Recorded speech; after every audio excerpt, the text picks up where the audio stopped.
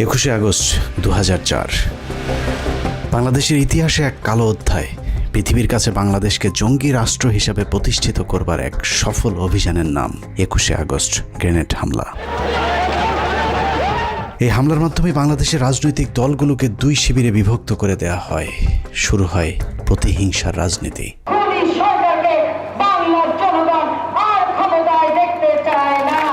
বাংলাদেশের রাজনীতিতে বিভাজনের সীমারেখা টেনে দিয়ে কার লাভ আর কার ক্ষতি সেই হিসেব করলেই বেরিয়ে যাবে কারা ঘটিয়েছিল নৃশংসতম সেই হত্যাকাণ্ডের ঘটনা। 2004 সালের 21শে আগস্ট আওয়ামী লীগের জনসভায় গ্রেনেড হামলায় মোট 24 জন নিহত হয়। নিহতের পর বাংলাদেশের কিছু গণমাধ্যম এবং আওয়ামী লীগের অভিযোগ যদি সত্যি হয় তাহলে বিষয়টা ঠিক এরকম দাঁড়ায়। যখন আমি গাড়িতে উঠছি তখন গাড়িতে গুলি, ওরা কোনোভাবেই যাতে এসকেপ করতে না পারে। শেখ হাসিনা এবং কিছু গণমাধ্যমের বক্তব্য অনুযায়ী আওয়ামী লীগকে নেতৃত্ব শূন্য করতে চালানো হয়েছিল এই হামলা। হামলাকারীরা শেখ হাসিনাকে মারতে এতটাই বদ্ধপরিকর ছিল যে শেখ হাসিনা নিজেকে বাঁচানোর জন্য যখন দৌড়ে গাড়িতে উঠছিলেন তখনও তার উপর গুলি চালানো হয়েছিল, যেই গুলির দাগ তার ব্যবহৃত মার্সিডিজ গাড়িতে লেগে থাকার দাবিও করেছিল আওয়ামী লীগ।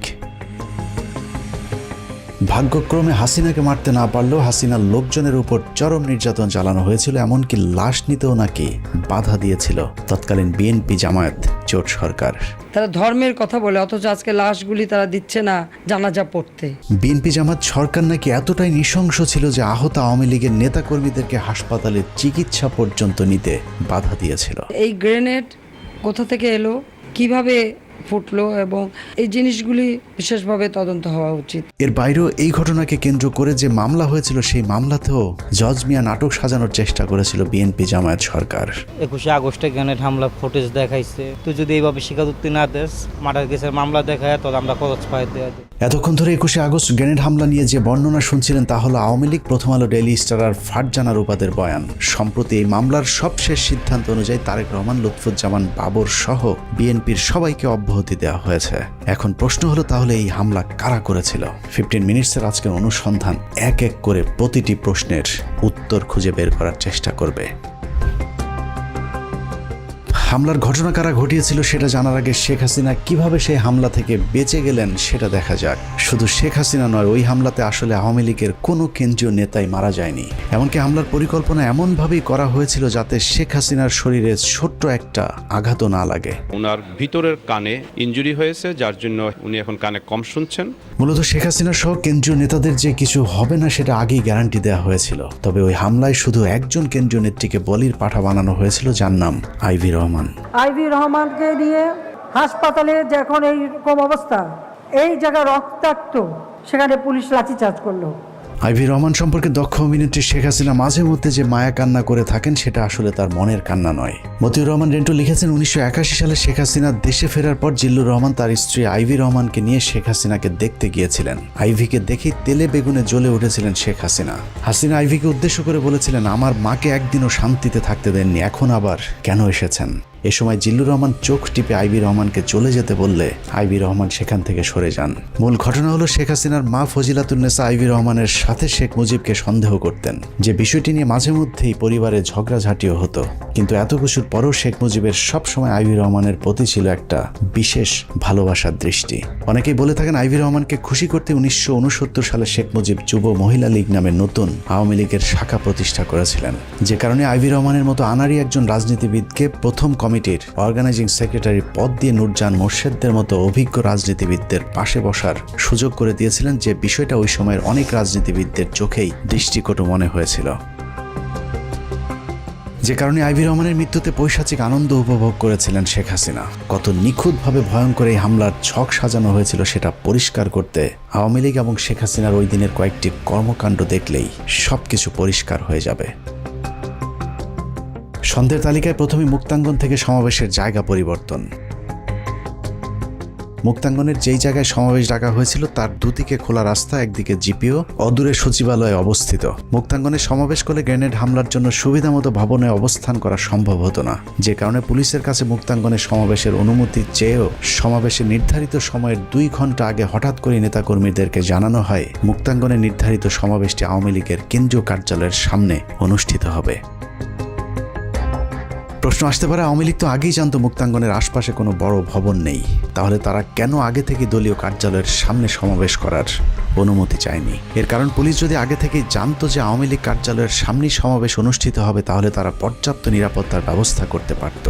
কিন্তু পুলিশ যতক্ষণে দেখল নেতাকর্মীরা সবাই মুক্তাঙ্গন খালি করে দলীয় কার্যালয়ের দিকে ছুটে যাচ্ছেন, ততক্ষণে শতভাগ নিরাপত্তা নিশ্চিত করার সময় শেষ হয়ে যায়। আইনশৃঙ্খলা বাহিনী যেন নিরাপত্তা নিশ্চিতের সুযোগ না পায়, এটাই ছিল তাৎক্ষণিক স্থান পরিবর্তনের মূল কারণ। মুক্তাঙ্গনে আওয়ামী লীগের 21শে আগস্টে গ্রেনেড হামলা হয়, ওইটার যে এই জনসভাটা হওয়ার কথা ছিল, এইখানে এটা সেটা হওয়ার কথা ছিল। আগস্ট থেকে এক প্লাটুন ফোর্স মোতায়েন ছিল সকাল 9টা থেকে, যাতে এখানে কোনো ধরনের সাবভার্সিভ কোনো কাজ কারবার কেউ করতে না পারে, কোনো নিরাপত্তা বিঘ্নিত ঘটাতে না পারে, এই জন্য সিকিউর করা ছিল পুরোটাই। ওনারা কাউকে না জানিয়ে, পুলিশকে না জানিয়ে চেঞ্জ করলো, তখন তো ধরেন একটা উল্টাপাল্টা কিছু একটা হয়ে গেল। সেটা আসলে ওনাদের দায়িত্ব ছিল আমাদেরকে জানা। আওয়ামী লীগের ওই দিনের জনসভায় এরকম আরও অনেক অস্বাভাবিক ঘটনা ঘটেছে, যা সচরাচর আওয়ামী লীগের সমাবেশগুলোতে দেখা যায় না। যেমন শেখ হাসিনা প্রধান অতিথি হিসেবে পূর্ব নির্ধারিত এরকম একটি সমাবেশ কখনোই ট্রাকের উপর দাঁড়িয়ে ভাষণ দেননি।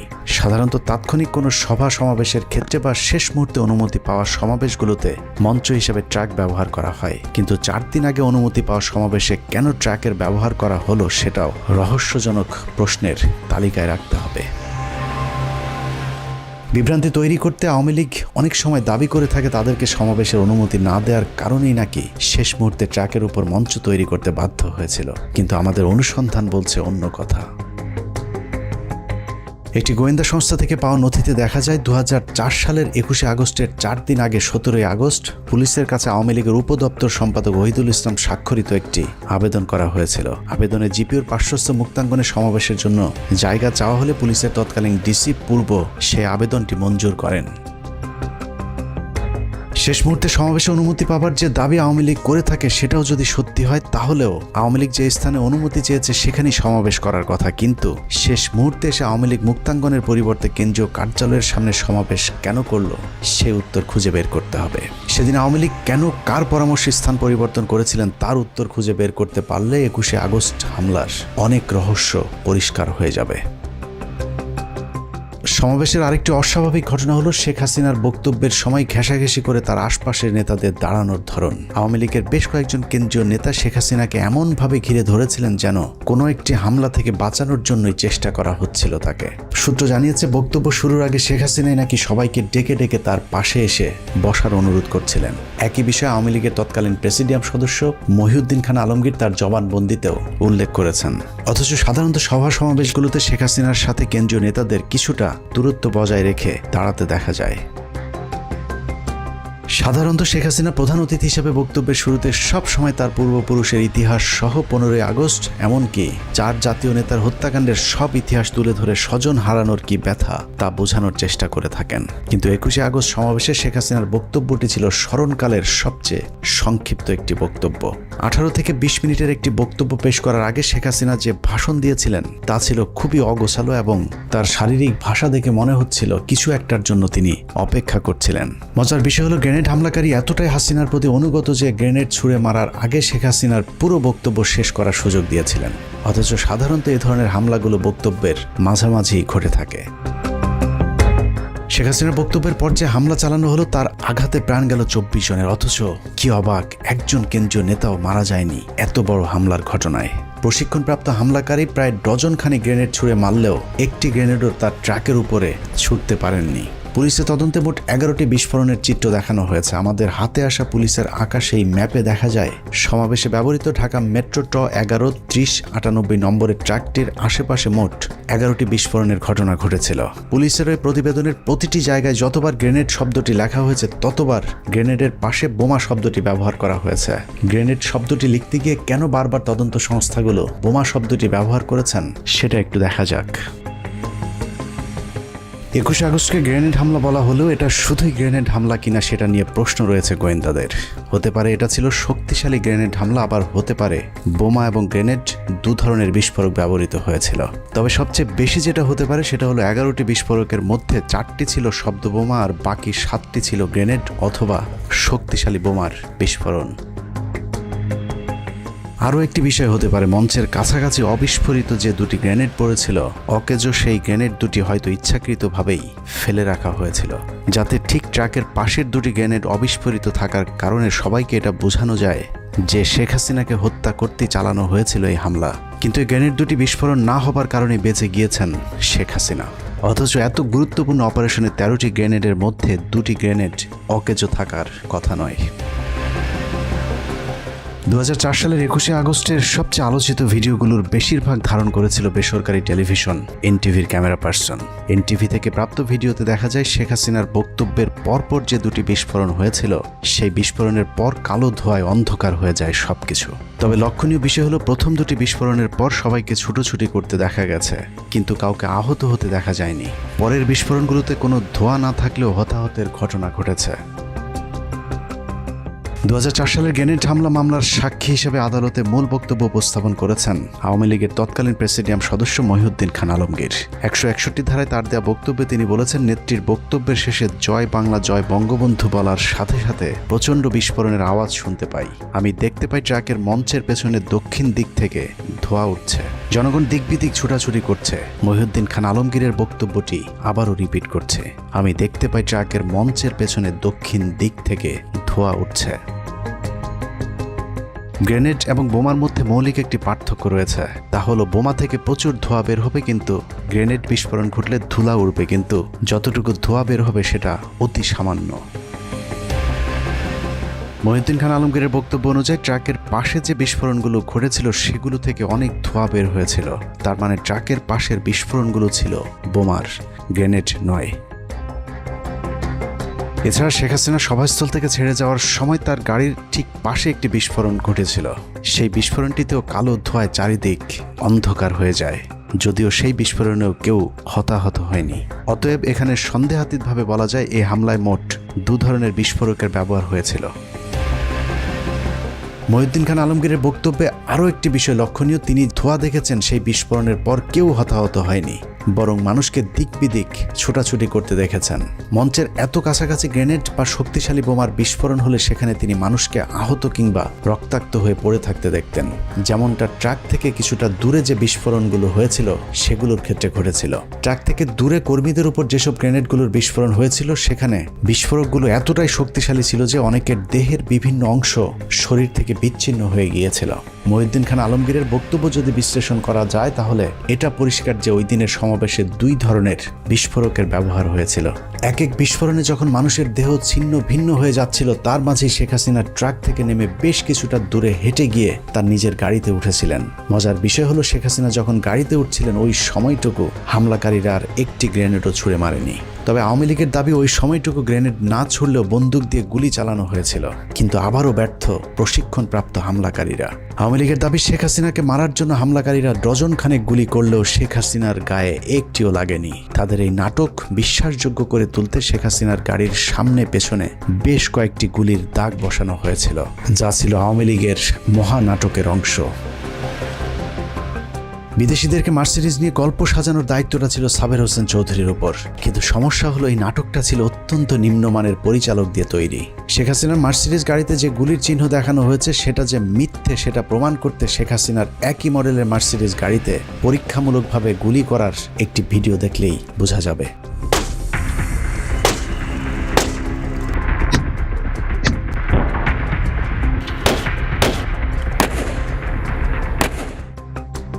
মার্সিডিজ গাড়ির ফিচার অনুযায়ী মার্সিডিজের বুলেট প্রুফ গাড়িতে গুলি করলে 9 মিলিমিটারের ছোট গুলি হলে গ্লাস থেকে পড়ে যাবে, আর যদি গুলির সাইজ 9 মিলিমিটারের চেয়ে বড় হয় সেক্ষেত্রে গুলি গ্লাসের ভেতরে ঢুকে বেঁকে থাকবে। এছাড়া মার্সিডিজ গাড়িতে যদি গুলি করা হয় তাহলে যেখানে গুলি লাগবে তার চারপাশে গ্লাস খোলা হয়ে যাবে। কিন্তু শেখ হাসিনার গাড়িতে গুলির যে দাগ দেখানো হয়েছে সেটা স্পষ্টভাবেই বোঝা যাচ্ছে যে ড্রিল মেশিন দিয়ে গুলির চিহ্ন বোঝানোর চেষ্টা করা হয়েছে।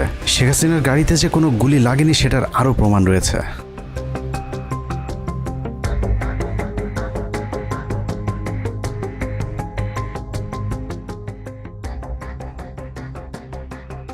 21শে আগস্ট গ্রেনেড হামলার পর শেখ হাসিনা যখন গাড়িতে চড়ে চলে যাচ্ছিলেন তখন তার মার্সিডিজ গাড়িতে কোনো গুলির চিহ্ন দেখা যায়নি। আওয়ামী লীগের এসব গোজামিল দেখে মার্সিডিজ কোম্পানি এবং FBI সন্দেহ প্রকাশ করলে পরবর্তীতে সেই গাড়িটি আর কাউকে পরিদর্শনের সুযোগ দেওয়া হয়নি।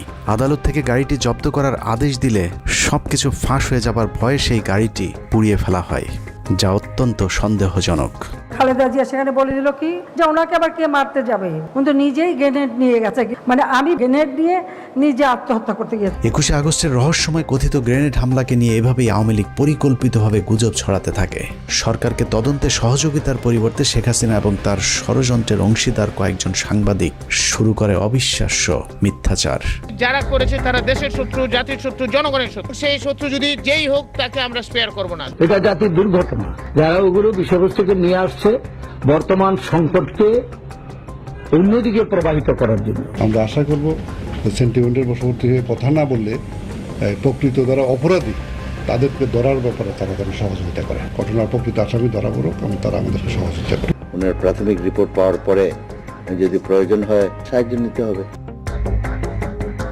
আওয়ামী লীগের পক্ষ থেকে বলা হয়েছিল তৎকালীন বিএনপি সরকার নাকি আওয়ামী লীগের আহত কর্মীদেরকে চিকিৎসা দিতেও বাধা দিয়েছিলেন। প্রধানমন্ত্রী বেগম খালেদা জিয়া হাসপাতালের ICUতে আইভি রহমান ও তারেক সিদ্দিকীকে দেখতে যান। বাস্তবতা হলো প্রধানমন্ত্রী খালেদা জিয়া গ্রেনেড হামলার পর নিজে হাসপাতালে গিয়ে আহতদের চিকিৎসার খোঁজ খবর নিয়েছিল এবং খালেদা জিয়া হাসপাতালগুলোকে নির্দেশ দিয়েছিলেন সর্বোচ্চ চিকিৎসা সেবা নিশ্চিত করবার। সরকারের বিরুদ্ধে অভিযোগ করা হয়েছিল নিহতদের লাশ নাকি পরিবারকে নিতে দেয়া হচ্ছিল না। তারা আবার ইসলামের কথা বলে অথচ আজকে লাশগুলি তারা দিচ্ছে না জানাজা পড়তে। বাস্তবতা হলো মরদেহের ময়নাতদন্ত শেষে সরকারি ব্যবস্থাপনাতে লাশ প্রতিটি পরিবারের কাছে পৌঁছে দেওয়ার ব্যবস্থা করেছিল তৎকালীন বিএনপি জামায়াত জোট সরকার। বিভিন্ন গণমাধ্যমে বলা হয়েছিল ঘটনার পর তড়িঘড়ি করে গ্রেনেডগুলো ধ্বংস করে দেয়া হয়। এক্ষেত্রে নাকি আদালতের কোনো অনুমতিও নেওয়া হয়নি। মজার বিষয় হলো নির্বোধ এসব সাংবাদিকদের এতটুকু জ্ঞান নেই যে এ ধরনের বিপজ্জনক বিস্ফোরক ধ্বংসে কখনোই আদালতের আদেশের জন্য অপেক্ষা করতে হয় না। যে কোনো ধরনের বিস্ফোরক দ্রব্য পাওয়া গেলে আইনশৃঙ্খলা বাহিনীর প্রথম কাজ হলো তার নমুনা সংগ্রহ করে দ্রুত সেটা ধ্বংস করে ফেলা। এই ঘটনার ক্ষেত্রে একই কাজ করা হয়েছিল। এতক্ষণের যুক্তিতর্কে বাংলাদেশের চিহ্নিত ওইসব সাংবাদিকেরা যদি সত্যি বলে থাকে তাহলে আমি মিথ্যা বলছি, আর আমি যদি সত্যি হই তাহলে বিষয়টা ঠিক এমন দাঁড়াবে যে আওয়ামী লীগ ওই ঘটনা ধামাচাপা দেওয়ার চেষ্টা করেছে এবং শেখ হাসিনা নিজেই গ্রেনেড হামলার খবর আগে থেকেই জানতেন। শেখ হাসিনা আগে থেকেই জানতো কিনা সেটা জানতে আমরা শেখ পরিবারের ঘনিষ্ঠজন হিসেবে পরিচিত মেয়র হানিফের ছেলে সাইদ খোকনের একটি বক্তব্য শুনে আসব। আমার প্রয়াত পিতা তার নির্দেশে আমি একটি বার্তা নেত্রীকে পৌঁছে দিয়েছিলাম। সম্ভাব্য হামলা চূড়ান্ত হয়েছে। সাইদ খোকনের বাবা হামলার খবরটা ঠিকই জেনেছিলেন, কিন্তু সেই হামলাটা যে শেখ হাসিনাকে হত্যার জন্য নয় সেটা সাইদ খোকনের বাবা জানতেন না। তবে শেখ হাসিনা ঠিকই জানতেন কি ঘটতে যাচ্ছে 21শে আগস্ট, যে কারণে সাইদকে সেদিন শেখ হাসিনা বলেছিলেন এত ভয় করলে কি রাজনীতি চলে। সাহসী শেখ হাসিনা এত গুরুত্বপূর্ণ খবরটি সরকারকেও জানায়নি, এমনকি নিজের দলের নেতাকর্মীদেরকেও জানাতে বারণ করেছিলেন সাইদ খোকন এবং তার বাবা মেয়র হানিফকে। নেত্রীকে বললাম যে কোনো মুহূর্তে যে কোনো ঘটনা ঘটে যেতে পারে। বললেন যে এত ভয় পেলে রাজনীতি হবে না। এত ভয় পেলে কি রাজনীতি হয়? হেসে বললেন আমাকে। মেয়র হানিফের ছেলে সাইদ খোকন শেখ হাসিনাকে সেদিন যত তথ্য জানিয়েছিলেন তার মধ্যে সবচেয়ে গুরুত্বপূর্ণ তথ্য হলো শেখ হাসিনার উপর হামলার জন্য যে টিমকে দায়িত্ব দেওয়া হয়েছিল সেই টিমটি কোনো এক জায়গা থেকে এরই মধ্যে ঢাকায় পৌঁছে গিয়েছেন। সম্ভাব্য হামলা চূড়ান্ত হয়েছে। সূত্র মতে হামলাকারী ঢাকার ভেতরে চলে এসেছে। সুনির্দিষ্টভাবে হামলাকারী ঢাকায় পৌঁছে গিয়েছে বলার পরেও শেখ হাসিনা সেদিন গুরুত্ব দেয়নি, কারণ শেখ হাসিনার পারিবারিকভাবে ঘনিষ্ঠ সহযোদ্ধা হানিফের চাইতে বিশ্বস্ত কারো কথায় আগে থেকেই আশ্বস্ত হয়েছিলেন শেখ হাসিনা। শেখ হাসিনার বিশ্বস্ত সেই হাত শেখ হাসিনার সাথে বেইমানি করেনি। গ্রেনেডের আঘাতে সেদিন 24 জন মানুষের জীবন গেলেও শেখ হাসিনার গায়ে একটি গ্রেনেডও আঘাত করেনি। আওয়ামী লীগের তথ্য অনুযায়ী শেখ হাসিনাকে সব মিলিয়ে অন্তত 20 বার মারার চেষ্টা করা হয়েছে। বারবার আশপাশের লোকজন মরে, কিন্তু ভাগ্যক্রমে শেখ হাসিনা বরাবরই বেঁচে যায়। রাজনীতি করতে গিয়ে মৃত্যুর মুখে পড়তে হয়েছে শেখ হাসিনাকে। ভাগ্যক্রমে শেখ হাসিনার বারবার বেঁচে যাওয়ার শুরুটা হয় 1988 সালের 24শে জানুয়ারি চট্টগ্রামের লালদিঘি ময়দানে হামলার মধ্য দিয়ে। 8 দলীয় জোটের কর্মসূচিতে পুলিশ এবং বিডিআরের গুলিতে 7 জন নিহত হয়, কিন্তু শেখ হাসিনার গায়ে একটি গুলির টোকাও লাগেনি। 111 সরকারের সময় শেখ সেলিমকে জিজ্ঞাসাবাদ করলে শেখ সেলিম স্বীকার করেন নিজের জনপ্রিয়তা বৃদ্ধি করতে এরশাদের সাথে গোপন ষড়যন্ত্র করেছিলেন শেখ হাসিনা। 1986 সালে শেখ হাসিনার নির্বাচনে অংশগ্রহণ থেকে শুরু করে 1990 সাল পর্যন্ত এরশাদের সাথে শেখ হাসিনার বিভিন্ন গোপন ষড়যন্ত্র ফাঁস করে দেন শেখ সেলিম। কিন্তু আমাদেরকে হিসাব দিয়েছেন 2 কোটি টাকা।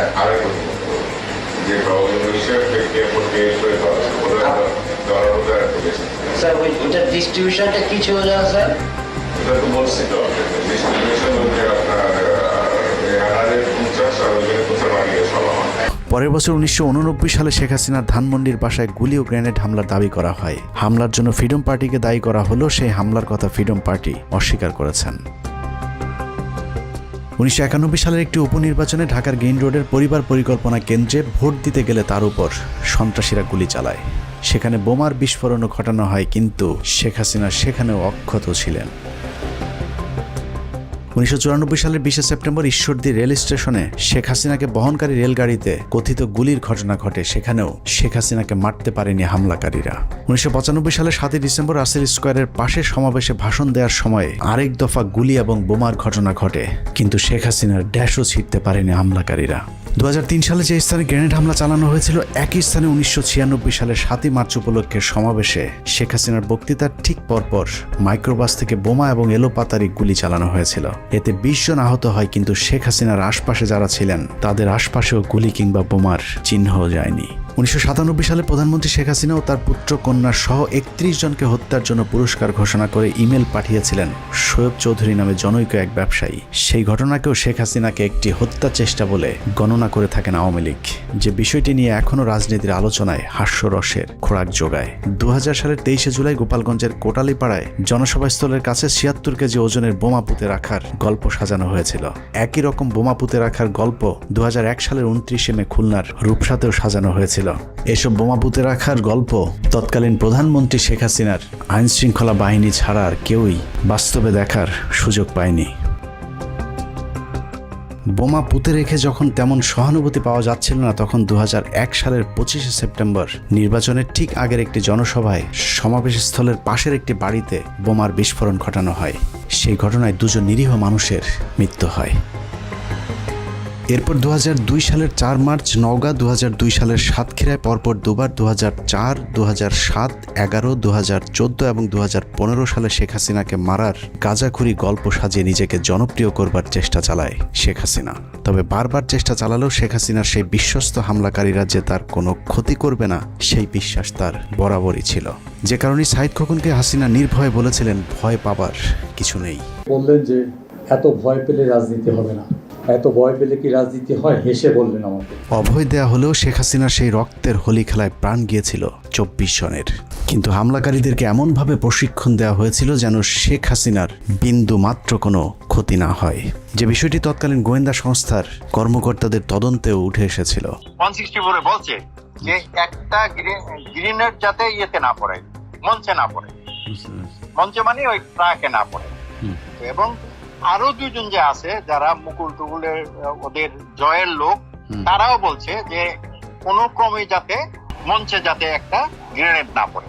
এটা কিন্তু ওদের 3 জনের কথা। কার কার জবানবন্দিতে এটা বলছে? 3 জনই বলছে, জর্জ মিয়া বলছে, শফিক আর হলো রানা। 21 আগস্ট নিয়ে আওয়ামী লীগের আরেকটি মিথ্যাচার হলো বিএনপি সরকার নাকি কোনো মামলা, তদন্ত কিংবা আলামত জব্দের কোনো কাজই করেননি। বাস্তবতা হলো 21 আগস্টের ঘটনার ঠিক পরদিন খালেদা জিয়ার নির্দেশে একটি বিচার বিভাগীয় তদন্ত কমিশন গঠন করেছিল। বিচারপতি জয়নুল আবদিন কমিশনকে দায়িত্ব দেওয়া হয় মামলাটির তদন্তপূর্বক প্রতিবেদন দাখিলের। 1 মাস 10 দিনের অক্লান্ত পরিশ্রমে 162 পৃষ্ঠার যে প্রতিবেদন জয়নুল আবেদিন জমা দিয়েছিলেন, সেটি যদি ঠিকঠাক মতো অনুসরণ করা হয় তাহলে 21 আগস্ট গ্রেনেড হামলার মূল ঘটনা বেরিয়ে আসবে। দীর্ঘ সেই প্রতিবেদনের একটি পর্যায়ে বলা হয়েছে, কমিশনের সংগৃহীত তথ্য প্রমাণ সন্দেহাতীতভাবে ইঙ্গিত করে 2004 সালের 21 আগস্টের ভয়াবহ গ্রেনেড হামলার পেছনে একটি শক্তিশালী বিদেশি গোয়েন্দা সংস্থা জড়িত ছিল। শক্তিশালী বিদেশি গোয়েন্দা সংস্থার নাম আসতে ভারত আন্দাজ করতে পারে কি ঘটতে যাচ্ছে। তারপরেই শুরু হয় বিচারপতি জয়নুল আবদিনের উপর ভারতের অব্যাহত চাপ। দেশপ্রেমিক একজন বিচারকের দুর্নীতির মিথ্যা অভিযোগ, জীবনের হুমকি থেকে শুরু করে এমন কোনো মানসিক চাপ নেই যা তার বিরুদ্ধে প্রয়োগ করা হয়নি। ভারতের অব্যাহত চাপের পরেও 21শে আগস্ট নিয়ে স্বচ্ছ তদন্ত চলতে থাকায় সব গোমর ফাঁস হয়ে যাবার আশঙ্কা দেখা দেয়, আর তাতেই প্রথম আলোকে মাঠে নামায় ভারতকে বাঁচানোর সেই লড়াইয়ে প্রথম আলো যা করেছে তার প্রতিটি পদক্ষেপ ছিল ভয়ঙ্কর দেশবিরোধী। 21শে আগস্ট গ্রেনেড হামলা মামলার তদন্ত যেন কোনোভাবেই সঠিক পথে এগোতে না পারে, সেজন্য প্রথম আলো তাদের পরীক্ষিত জঙ্গি বিশেষজ্ঞ সাংবাদিক টিপু সুলতান এবং মহিউদ্দিনদেরকে মাঠে নামায়।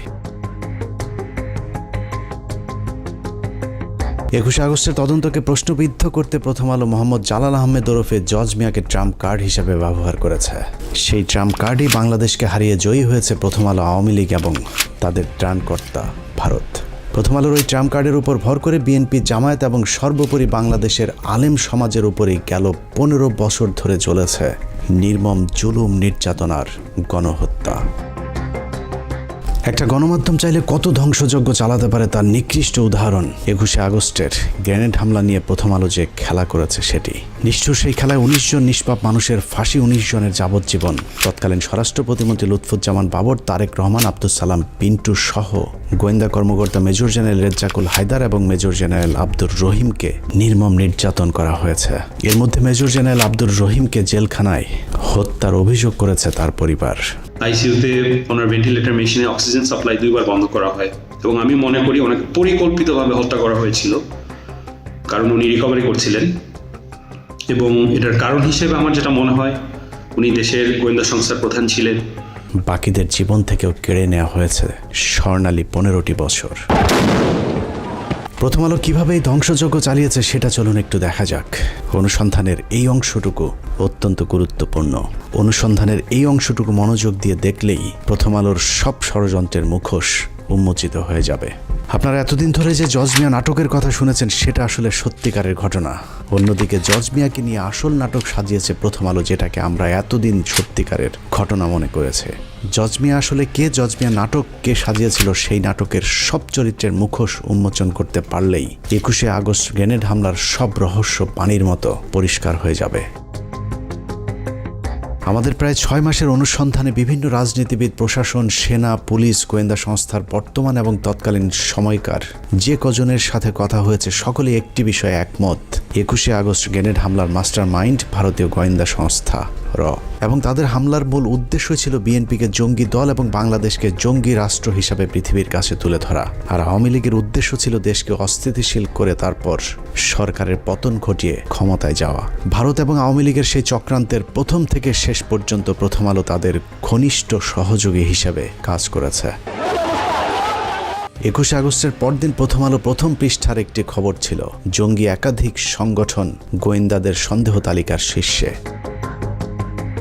অথচ শুরুর দিকে কোনো ইসলামী দল কিংবা মাদ্রাসার আলেমদেরকে আটক তো দূরের কথা, কোনো গোয়েন্দা সংস্থাও এ ঘটনার সঙ্গে জঙ্গিদেরকে সন্দেহই করেনি। তবে চিহ্নিত 3 জন অপরাধীকে গ্রেফতার করেছিল আইনশৃঙ্খলা বাহিনী, যাদের বিরুদ্ধে 21শে আগস্ট গ্রেনেড হামলার জড়িত থাকার সুনির্দিষ্ট প্রমাণ পেয়েছিল তারা। আর তাতেই ভিত নড়ে ওঠে আওয়ামী লীগ এবং ভারতের। ভারত বুঝে গিয়েছিল এই তদন্ত যদি সঠিক পথে চলতে থাকে তাহলে সব পরিকল্পনা ভেস্তে যাবে, যে কারণে সর্বশক্তি নিয়ে মাঠে নামানো হয় প্রথম আলোকে। শুরু হয় বিগ বাজেটের এক ভয়ঙ্কর নাটক তৈরির কাজ। দায় এড়াতে সাজানো হয়েছিল জজ মিয়া নাটক। জজ মিয়া কাহিনী তৈরি করে বিএনপি ক্ষতিগ্রস্ত হয়েছে। জজ মিয়া নাটক সাজিয়েছে জেলা গোয়েন্দা পুলিশ। বানোয়াট রাজসাক্ষী জজ মিয়া নাটক হতবাক করে দেশবাসীকেও। এতদিন ধরে আপনারা যে জজ মিয়ার নাটক দেখেছেন সেই নাটকের আজ দেখবেন শেষ পর্ব। 2019 সালের 3রা নভেম্বর প্রথম আলোতে প্রকাশ হওয়া যেভাবে ফাঁস হলো জজ মিয়া গল্প শিরোনামের সংবাদের সূত্র ধরে হাঁটলে আমরা প্রথম আলোর নাটকের মূল পরিচালক, প্রযোজক এবং কুশলীদের আসল রূপ দেখতে পাবো। পত্রিকাটি সেই সংবাদে লিখেছে, বিএনপি জামায়াত জোট সরকারের আমলে 2004 সালের 21শে আগস্ট তৎকালীন বিরোধী দলীয় নেতা ও বর্তমান প্রধানমন্ত্রী শেখ হাসিনাকে হত্যার লক্ষ্যে তার সমাবেশে গ্রেনেড হামলা করা হয়। ভয়াবহ ওই ঘটনায় তদন্ত ভিন্ন খাতে নেয়ার প্রক্রিয়া শুরু করা হয় প্রথম থেকেই। প্রথমেই গ্রেফতার করা হয় শৈবাল সাহা পার্থ নামের এক তরুণকে।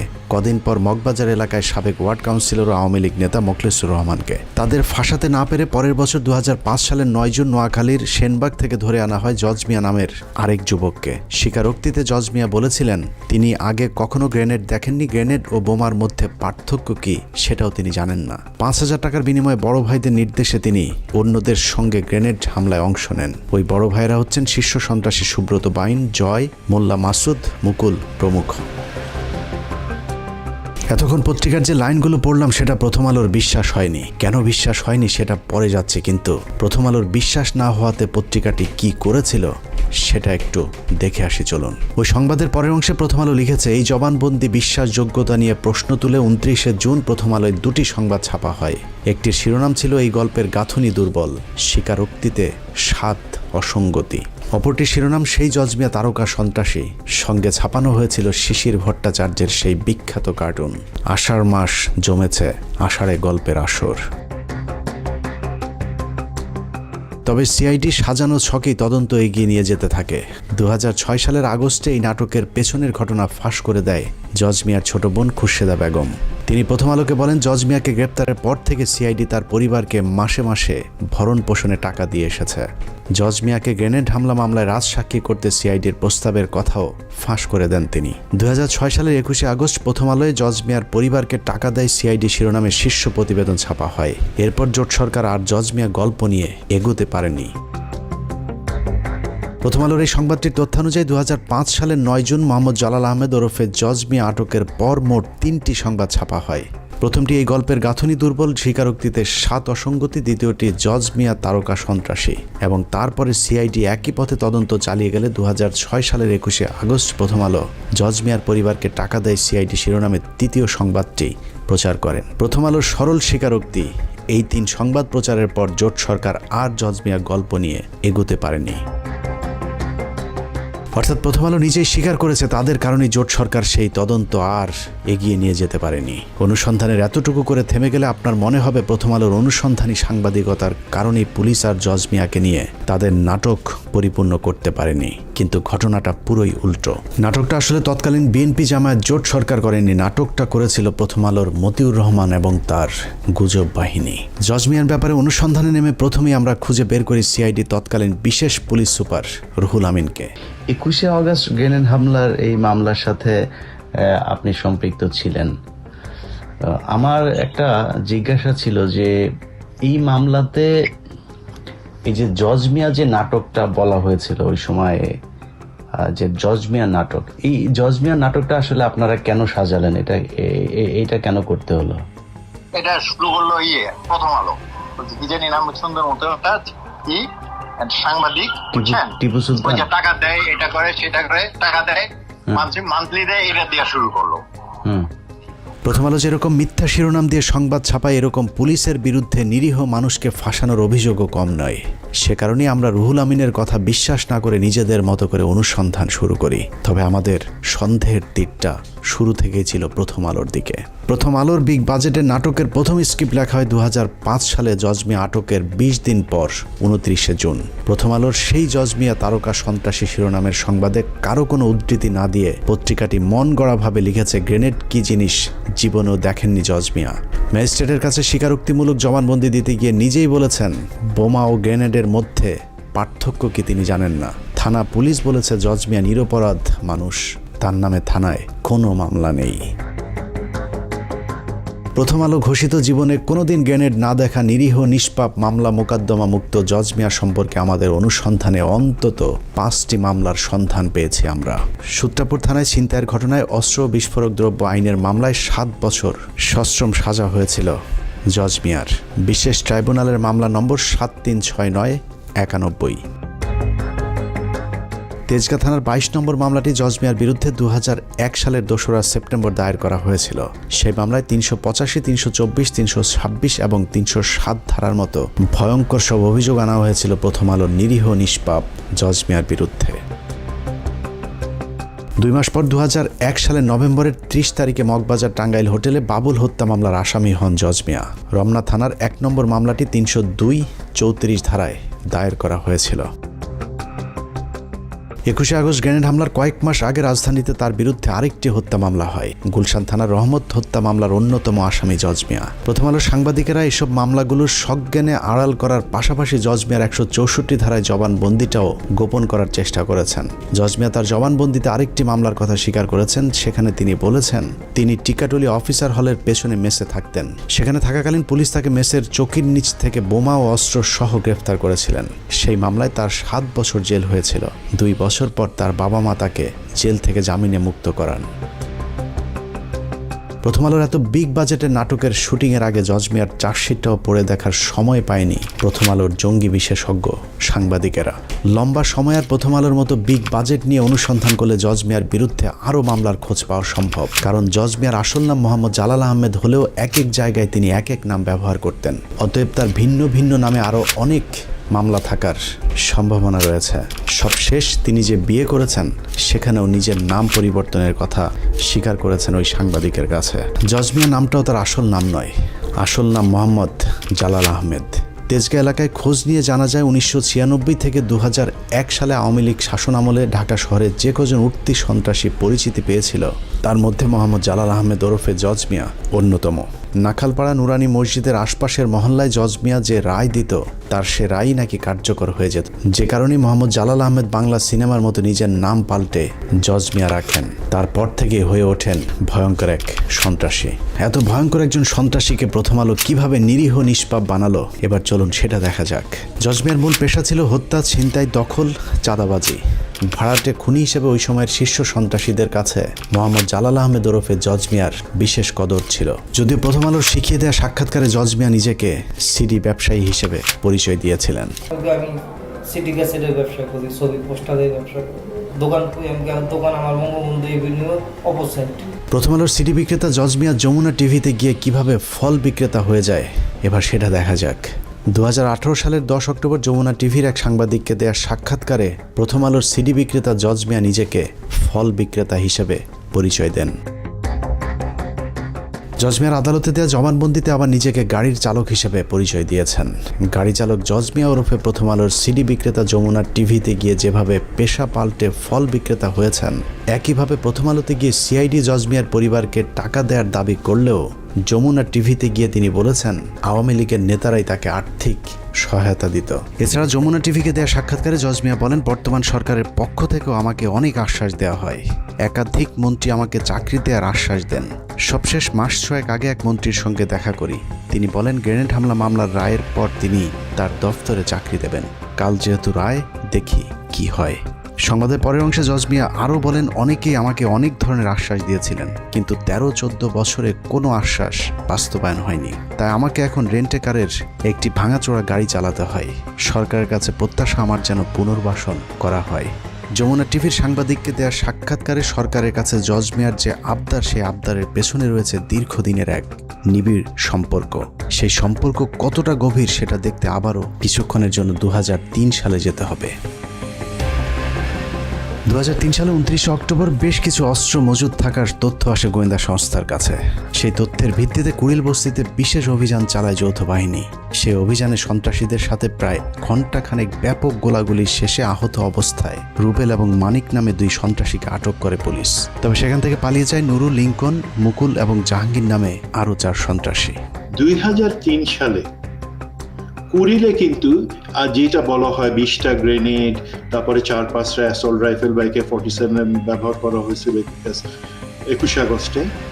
সেই একই পরিমাণে মানে 4টা অ্যাসল্ট রাইফেল, একটা সাবমেশিন গান, 20টা গ্রেনেড, কয়েকটা রিভলভার, এগুলো কিন্তু তারও 9 মাস আগে 2009 সালের 29 নভেম্বর তারিখে পুলিশের একটা অপারেশনে কুড়িল বস্তিতে এক জায়গায় পাওয়া যায়।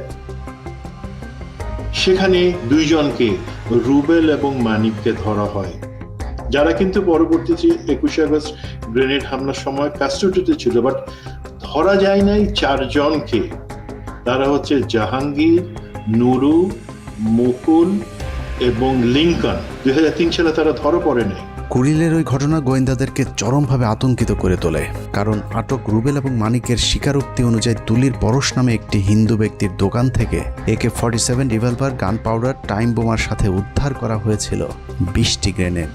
তার চেয়েও ভয়ঙ্কর তথ্য হলো রুবেল ও মানিক গোয়েন্দাদের কাছে স্বীকার করেছিলেন দেশে বড় ধরনের হামলা চালাতে ভারত থেকে আসা অস্ত্রের মজুত করা হচ্ছে।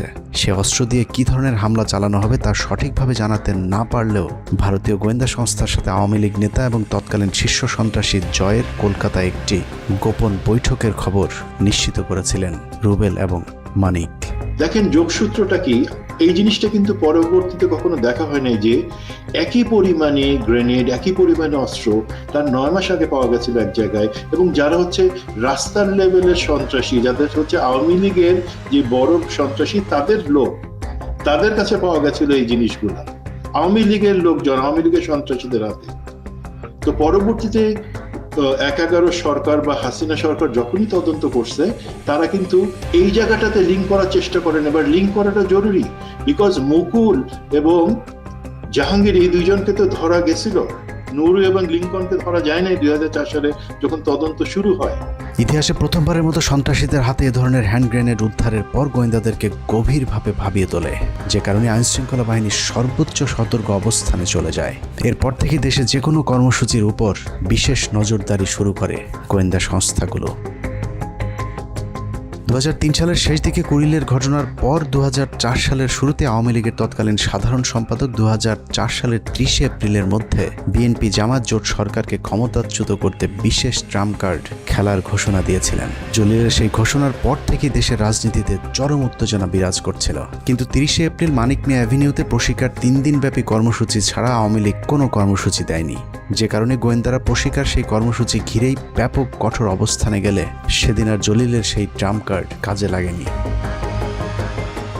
2007 সাল পর্যন্ত আওয়ামী লীগের সেই ট্রাম্প কার্ড সম্পর্কে সবাই অন্ধকারে ছিল।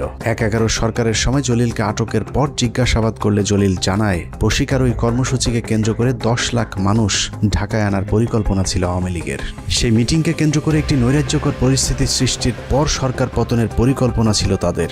প্রশিকার ওই কর্মসূচিকে ঘিরে বড় ধরনের হামলা চালিয়ে উত্তেজিত জনতাকে নিয়ে সংসদে ঢুকে পড়ার পরিকল্পনা ছিল আওয়ামী লীগের। জিজ্ঞাসাবাদে আব্দুল জলিল আরও জানান, বিএনপির তৎকালীন মহাসচিব আব্দুল মান্নান ভূঁইয়া, মাহিবি চৌধুরী, আবু হেনা সহ বিএনপির মোট 70 জন এমপির ওই দিন আওয়ামী লীগে যোগদান করার পর আওয়ামী লীগের নেতৃত্বে সরকার গঠনের পরিকল্পনা ছিল। আব্দুল জলিলের সেই ট্রাম্প কার্ড ব্যর্থ হওয়ার কারণ হিসেবে নিজেদের মধ্যে কোঅর্ডিনেশনের অভাবকে দায়ী করেছিলেন আওয়ামী লীগের সাধারণ সম্পাদক আব্দুল জলিল। যাই হোক, জলিলের সেই ট্রাম্প কার্ড যদি কাজে লাগতো তাহলে ওই দিনই 21 আগস্টের মতো আরেকটি ঘটনা ঘটতে পারত, কিন্তু গোয়েন্দা সংস্থার কারণে তা ব্যর্থ হয়, যে কারণে 21 আগস্ট গোয়েন্দা সংস্থাকে বোকা বানিয়ে হঠাৎ করে সমাবেশের স্থান পরিবর্তন করে আওয়ামী লীগ। গোয়েন্দা সংস্থা আগে থেকে নিরাপত্তা নিশ্চিত করতে না পারার কারণে আওয়ামী লীগ নির্বিঘ্নে গ্রেনেড হামলা চালাতে সমর্থ হয়েছিল। মিটিংটা শুরু হওয়ার কথা ছিল মুক্তাগড়ে 3টায়, কিন্তু সাধারণত ওনাদের মিটিং 3টায় বলা থাকলেও ওনাদের কর্মী নেতৃবর্গ আগে চলে আসে। মিনিমাম 3 ঘন্টা আগে ওদের মিটিংয়ের প্রাথমিক কার্যক্রম শুরু হয়ে যায় উচিত। তো সেই হিসেবে 12টায় ওখানে আমাদের হিসাবে শুরু হওয়ার কথা ছিল, কিন্তু সেটা ওখানে আমরা 1টা দিকে যখন দেখলাম যে মিটিংয়ের কোনো কিছু দেখা যাচ্ছে না, তখন আমরা খুঁজে জানতে পারলাম যে এখানে মিটিং অলরেডি শুরু হয়ে গেছে। 21 আগস্ট গ্রেনেড হামলার মাধ্যমে গোয়েন্দা সংস্থাকে কিছুটা বোকা বানানো গেলেও ঘটনার মূল রহস্য উদ্ঘাটন করতে গোয়েন্দাদের খুব বেশি সময় লাগেনি, কারণ 21 আগস্ট ব্যবহৃত গ্রেনেড এবং কুড়িল বস্তিতে উদ্ধার করা সেই গ্রেনেড একই ধরনের হওয়াতে গোয়েন্দারা দ্রুত 2003 সালে কুড়িল অভিযানে পালিয়ে যাওয়া অন্য আসামিদের মধ্যে মুকুল ও জাহাঙ্গীরকে আটক করেন। তাদের মধ্যে মুকুল তার স্বীকারোক্তিতে জানায় গ্রেনেড হামলায় অংশ নেয়া ভাড়াটে আরেকজন সন্ত্রাসীর নাম জজ মিয়া। শীর্ষ সন্ত্রাসী মুকুলের দেওয়া তথ্যের ভিত্তিতেই জজ মিয়াকে আটক করা হয়, প্রথম আলোর দৃষ্টিতে যিনি নিরীহ এবং নিষ্পাপ। প্রথম আলো তাদের সংবাদে লিখেছে, জজ মিয়ার গ্রামের বাড়িতে খোঁজ নিয়েছে এবং সেখানে গিয়ে তার ব্যাপারে যার কাছে জানতে চেয়েছে সেই নাকি জজ মিয়াকে নিরীহ নিষ্পাপ দাবি করেছে। আমরাও জজ মিয়ার খোঁজে তার গ্রামের বাড়ি সেনবাগে গিয়েছিলাম। জজ মিয়া কেমন মানুষ ছিল সেটা বলা তো দূরের কথা, জজ মিয়া বেঁচে আছে নাকি মরে গেছে সেটাও জানে না তার গ্রামের মানুষ। রাগাও দোয়ানো কিছু করো না, আগে আসে আবার পরে গন্ডা পরে গেছে আমার আইয়েটাই না। আসলে জজ মিয়া সম্পর্কে এলাকার মানুষের জানার কথাও না, কারণ জজ মিয়ার পুরো জীবনে হাতে গোনা কয়েকবার গ্রামের বাড়িতে গিয়েছিলেন। এলাকায় খোঁজ নিয়ে জানা যায় 21 আগস্টের গ্রেনেড হামলার পর লম্বা সময় জজ মিয়া নোয়াখালীর গ্রামের বাড়িতে ছিলেন। এতটা লম্বা সময় তাকে কখনোই গ্রামে গিয়ে থাকতে দেখা যায়নি। হতে পারে গ্রেনেড হামলা মামলার ঘটনায় পুলিশ যেন তাকে সন্দেহের তালিকায় না রাখে, সে কারণে দীর্ঘ সময় তিনি ওই সময় গ্রামের বাড়িতে গিয়ে গা ঢাকা দিয়েছিলেন। জজ মিয়ার গ্রামের বাড়ির কেউ তার খবর না জানলেও জজ মিয়া সম্পর্কে সবকিছু জানে একমাত্র প্রথম আলো। আগেই বলেছি, আমাদের সন্দেহের তীরটা ছিল প্রথম থেকেই প্রথম আলোর দিকে, কিন্তু সেই সন্দেহ দূর করতে হলে প্রথম আলো যে জজ মিয়াকে ট্রাম্প কার্ড হিসাবে ব্যবহার করেছে সেই জজ মিয়াকে খুঁজে বের করা জরুরি। নোয়াখালী থেকে শুরু করে রাজধানীর তেজগাঁর নাখালপাড়া হন্যে হয়ে খোঁজাখুঁজির পর প্রায় 3 মাসের অপেক্ষা শেষে জজ মিয়ার সাথে কথা বলার সুযোগ হয়। মানে প্রথম আলো যে আপনাকে বলল যে এই যে আপনাকে নাকি পুলিশ টাকা টুকা দিত, সিআইডি আপনার মাসে মাসে আপনার পরিবারকে টাকা দিত, এটা তাহলে কেন বলতো তারা? না ভাই, আমি কারোর থেকে কোনো টাকা পয়সা পাই নাই। মোহাম্মদ জালাল আহমেদ ওরফে জজ মিয়ার সাথে কথা বলে আমরা যা জেনেছি তা এতদিন ধরে যা জানতাম তার 180 ডিগ্রি উল্টো। যে প্রথম আলো জজ মিয়ার পরিবারকে সিআইডি টাকা দিয়েছে বলে মিথ্যে সংবাদ প্রচার করেছে, বাস্তবে সেই প্রথম আলোই জজ মিয়াকে 2 লাখ টাকা এবং চাকরির প্রলোভন দেখিয়ে মিথ্যে সাক্ষী নিয়েছেন। প্রথম আলো আপনাকে কি কি সুযোগ সুবিধা দিয়েছে, কি কারণে প্রথম আলোর কথায় আপনি সব জায়গায় যাইতেন, প্রথম আলোর অফিসে যাইতেন? প্রথম আলো আপনাকে কখনোই কোনো টাকা পয়সা দেয়নি? হ্যাঁ, 2 লক্ষ টাকা আমার ট্রিটমেন্টের জন্য দিচ্ছে। এটা তো আমি আপনি তো কেউই আপনাকে টাকা টুকা দেয়নি। ওটা তো হয় নাই ভাই। তারপর মনে করেন আমি আরো টাকা ঋণ করে মনে করেন এই 2 লাখ টাকার অনুদান যে আপনাকে কে দিছে? এটা টিপু ভাই। টিপু? হ্যাঁ, টিপু সুলতান। মানে না, সেগুলি জানি। আমি একটা কর্মস্থলের ব্যবস্থা করে দেন, পরে বলছে ঠিক আছে দেখি আমরা একটা তাৎক্ষণিক ব্যবস্থা করে দেবো। প্রথম আলোর সাংবাদিক টিপু সুলতানই জজ মিয়াকে বিভিন্ন সাংবাদিকদের সাথে ইন্টারভিউ করে দেওয়ার ব্যবস্থা করতেন। ওইসব সাংবাদিকদের সাথে কি বলতে হবে সেটাও ঠিক করে দিতেন প্রথম আলোর জঙ্গি বিশেষজ্ঞ সাংবাদিক টিপু সুলতান। প্রথম আলোতে এমনিতে কে আপনার সাথে যোগাযোগ করতো? প্রথম আলো আমি তার সাথে যোগাযোগ করতাম, আর কারোর সাথে, আর কারো কাছে আমার কেউ হয় টিপু ভাইয়ের সাথে অন্য সাংবাদিকের লোকে ইয়া করে দিত, তারা আমার সাক্ষাৎকার নিত। মানে টিপু ভাই আপনাকে সবার সাথে সাক্ষাৎ করাই দিত, তাই তো? হ্যাঁ হ্যাঁ, অন্য সাংবাদিকের লোকে ইয়া করে দিত যে তুমি তার সাক্ষাৎকার তারা নিত। মানে উনি ওইভাবে বলে দিত যে কি কি বলবেন বা কিভাবে দিবেন, এরকম, তাই তো? হ্যাঁ হ্যাঁ। জজ মিয়াকে তার নিজের মামলার বিষয়ে প্রশ্ন করা হলে প্রথমে অস্বীকার করলেও পরে মামলার কথা আমাদের কাছে স্বীকার করেছেন। প্রথম আলো কি জানতো না যে আপনার নামে যে মামলা ছিল তখনও থানায়? না, আমার নামে তখনও থানায় কোনো মামলা ছিল না। আমার দেশে এখনো আমার নামে না। ওই যে আপনি যেই মামলাতে 2 বছর জেল খাটলেন, ওই মামলাটা কি তখন ছিল না আগে? ওটা ছিল আগে, ঠিক আছে। পরে ওই মামলা আমি হাইকোর্টের পরে ইয়া করছি, ওটা জামিন লয়ে পরে এটা খালাস করছি। আর ওই যে তেজগাঁ থানার মামলা, ওইটা ওই গুলশান থানার মামলাটা, ওই হত্যা মামলাটা, ওটা তো ভাই আমার নামে তারপর মামলা তারা ইয়া করতেছেন। এখন একটা মামলা করে না করাই তাহলে তো এটা বিশ্বাস গ্রহণ হইব না। একটা মামলা এখন তো আমি এটা তো এগুলো এটা প্রমাণ হইব, নাহলে তো হইব না। ওই মামলাটা কোনটা, যেটা 7 বছরের জেল হয়েছিল, ওইটা কোন থানার মামলা? এভাবেই চিহ্নিত একজন সন্ত্রাসীকে নিরীহ নিষ্পাপ বানিয়ে দেশের ইতিহাসের ন্যাক্কারজনক একটি ঘটনার তদন্তকে প্রশ্নবিদ্ধ করেছে প্রথম আলো। কেন, কার স্বার্থে প্রথম আলো এই ভয়ঙ্কর নাটক সাজিয়েছিল তার জবাব তাদেরকে দিতে হবে। দ্রুত 21শে আগস্ট মামলার পুনঃতদন্ত শুরু করে জজ মিয়া এবং প্রথম আলোর যেসব সাংবাদিক এই দেশবিরোধী ভয়ঙ্কর চক্রান্তের সাথে জড়িত তাদেরকে গ্রেফতার করে আইনের আওতায় আনতে হবে। আমরা প্রথম আলো বন্ধ করতে চাই না। সাংবাদিকতার নামে যারা হাজার হাজার মানুষের জীবন নিয়ে খেলেছে তাদের বিচার চাই এবং সেটা করতে হবে। বিএনপি সরকার বেগম খালেদার নেতৃত্বে তার এই ঘটনার কোনো তদন্ত করতে দেয়নি, বিচার তো দূরের কথা, বরং তারা এই ঘটনাকে উল্টো মুখে প্রচার চালিয়ে এই সব দায় আওয়ামী লীগের উপরে দেওয়ার চেষ্টা করেছিল। শুধু আওয়ামী লীগ না, একই সঙ্গে আমাদের প্রতিবেশী ভারতকে জড়ানোর চেষ্টা করা হয়েছে। এতক্ষণ অনুসন্ধানে যা দেখানো হলো, চলুন কিছুক্ষণের জন্য তা ভুলে যাই। মনে করুন প্রথম আলোর সাংবাদিকেরা জজ মিয়ার পরিবারকে কিছুই শিখিয়ে দেয়নি। জজ মিয়ার বোন এবং মা যা বলেছেন প্রথম আলো হুবহু সেটাই তুলে ধরেছেন এবং সেই সংবাদের উপর বিশ্বাস করেই আদালত জজ মিয়াকে মামলা থেকে অব্যাহতি দিয়েছেন।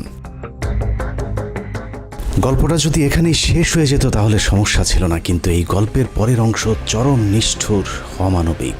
প্রথম আলোর উদ্দেশ্য শুধুই জজ মিয়াকে ছাড়িয়ে আনা নয়, তাদের উদ্দেশ্য ছিল ভারতকে বাঁচানো আর জিয়া পরিবার সহ বিএনপির শীর্ষ নেতাদের জঙ্গি বানিয়ে তাদেরকে ফাঁসিতে ঝুলানো। জজ মিয়াদেরকে বাঁচানোর পর শুরু হয় ইতিহাসের জঘন্যতম মিথ্যাচার। বিএনপিকে নিশ্চিহ্ন করে দেওয়ার সে অভিযানে প্রথম আলো অনেক দূরে গিয়ে গিয়েছিল। একের পর এক প্রথম আলো সংবাদ ছেপেছে আর সরকার প্রথম আলোর ইচ্ছে মতোই তদন্ত করে বিচারিক হত্যাকাণ্ডের পথ সুগম করেছে। কথিত সেই বিচারের নামে নির্বিচারে মামলার আসামি করা হয়েছে তারেক রহমান, লুৎফুজ্জামান বাবর, আব্দুল সালাম পিন্টু, মেজর জেনারেল রেজ্জাকুল হায়দার, আব্দুর রহিম সহ এক ঝাঁক দেশপ্রেমিক মানুষদেরকে, যারা জীবন বাজি রেখে ভারতের হাত থেকে বাংলাদেশকে বাঁচাতে চেয়েছিল।